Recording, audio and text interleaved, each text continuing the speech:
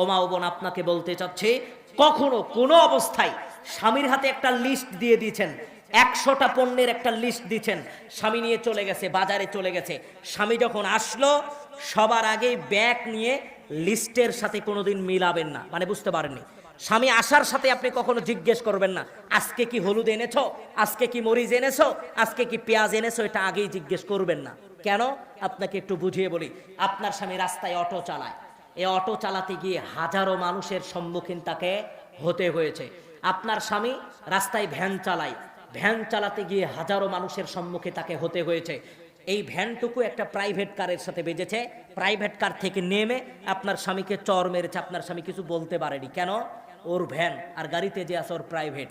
আপনার স্বামী রাস্তায় একটা দোকানের সামনে রেখেছিল, দোকানদার এসে ভ্যানটা নিয়ে গড়ে একটা রাস্তা থেকে গড়ে দিয়েছে, আপনার স্বামী কষ্ট পেয়েছে, কিছু বলতে পারেনি। কেন? আপনার স্বামীর ভ্যান আর ওই